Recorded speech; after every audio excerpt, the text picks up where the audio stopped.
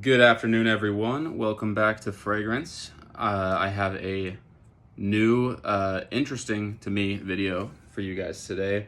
It's a beautiful sunny day. Um, Loving the oncoming months of summer. And the city is just absolutely super warm and hot and sunny right now. And personally, I'm not the biggest fan of the heat, but I do like the sun. So, bit of a trade off. But anyway, with this oncoming heating up of the weather, I wanted to make a video about this one, which is one that I recently picked up. A lot of the videos that I've done thus far are fragrances that I've owned for at least a month or two, if not much longer. This is one that I just picked up about a week ago, and I've spent enough time with it that I think I can give it a review at this point. And I wanted to make one because I love this brand, but I'm a bit on the fence about the fragrance, and that is H-24 from Hermes. Now, this is a 50 ml. I could have got the 100 ml. They're not that expensive. I think these days it's like, I don't know, like 45 bucks. I think at discounters for like the full size of this. I paid, I want to say it was 35 for the 50 ml, which isn't bad at all, especially for an Hermes. I mean, I love Hermes. Just to get this out of the way right off the bat, Hermes is one of my favorite designers. The original Terre d'Hermes, in my opinion, one of the best designers ever made, period. One of the best designer fragrances. Honestly, borders niche level quality, and it's terrific. And honestly, the whole line, the whole entire Terre d'Hermes line, fan-freaking-tastic. Have not tried the, the Parfum Intense, or whatever the newest iteration is with like the Lava Rock Accord.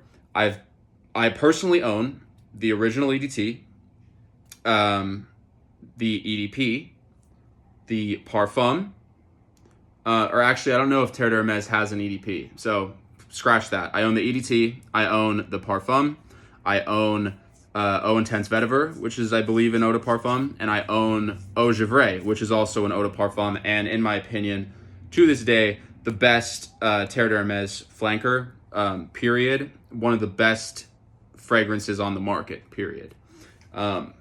That's my thoughts, anyway. And I've been on the fence about buying H-24 for quite some time, and the reason for that is because the reviews on this, I mean, it has a 3.8 on Fragrantica, which isn't that great. And I'm not saying to just go off of Fragrantica, because sometimes you'll see some really hot takes on there that are just nothing in line with how you actually enjoy a fragrance.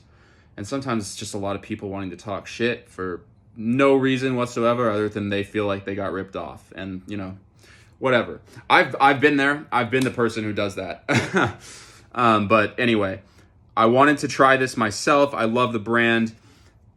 Heard some pretty negative things about this, so I wanted to try it. And for the sake of the review, I'm just going to spray it on skin. And by the way, the atomizer on this thing, it's a fire hose. You get so much dispersion out of a spray. I mean, it's dripping down. I don't know if it picks up on the camera. It's literally dripped down my entire arm. And that was like not super close too. So pretty heavy sprayer or atomizer. Also, interesting thing about the bottle I got, it's refillable, but unlike a lot of refillable bottles I've seen, you can actually unscrew this one, which is kind of cool. So if you use up the fragrance, you could fill the bottle with I don't know, another fragrance if you want like a super heavy atomizer, whatever. Either way, it's cool. And I like having these clear bottles so you can see the fragrance level and the color. But the fragrance itself, let's try it out. All right. So here's my thoughts on this fragrance. And I'm going to be factoring in the fact that you can pick this up for not that much money right now. This is the EDT. I haven't tried the newest iteration of this fragrance. But this is what I get. So first off, what Hermes lists is, or at least what Fragrantica lists, is Narcissus, Clary Sage. There's some sort of note that I'm missing the name of right now, but Clary Sage, Narcissus, some like rosewood. There's rosewood listed, and I think like 2 other things, and that's it. It's a super simple note breakdown, and honestly, I don't know. I just don't know about this fragrance, guys, because believe me, I really want to like it. I paid my own money for this. I mean, you know, it wasn't expensive, but I bought the fragrance. I love the brand. Something about this though, it's meh. Is I guess the best way I can sum this up. It's meh. I don't really pick up any of the notes that they have listed. Maybe a little clary sage, but that's about it.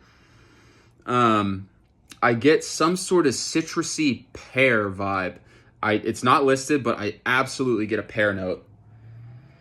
Like a heavy dose of pear, at least in the opening to me.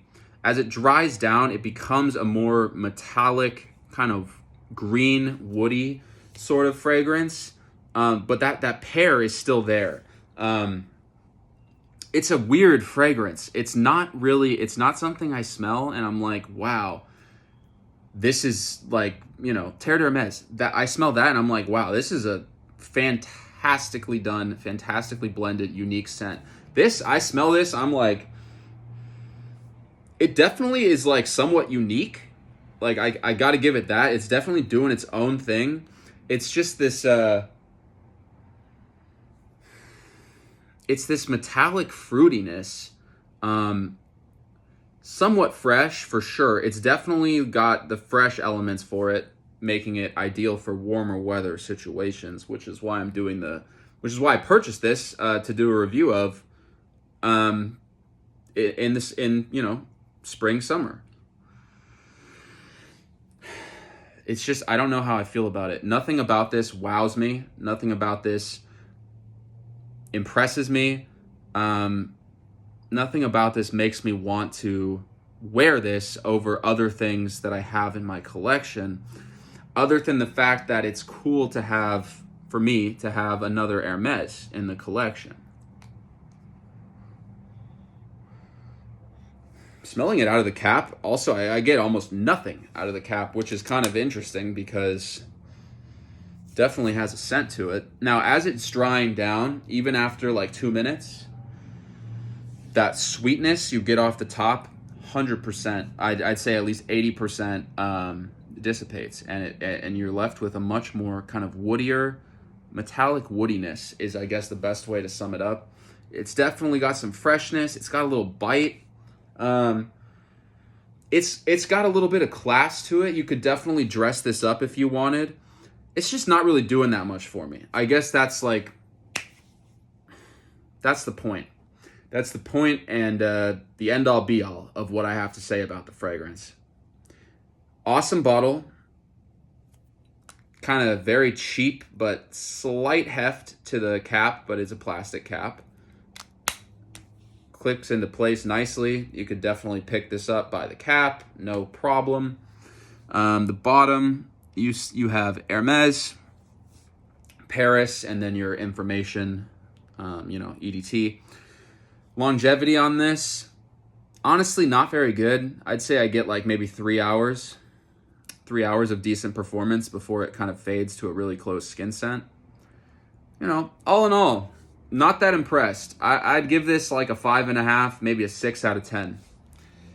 Still love Hermes. I think that this was a miss for them. I'm not too interested in trying the new version of this fragrance, although I've heard it's much better. But I'm just not that interested. I think I'll stick with Terre d'Hermes for now.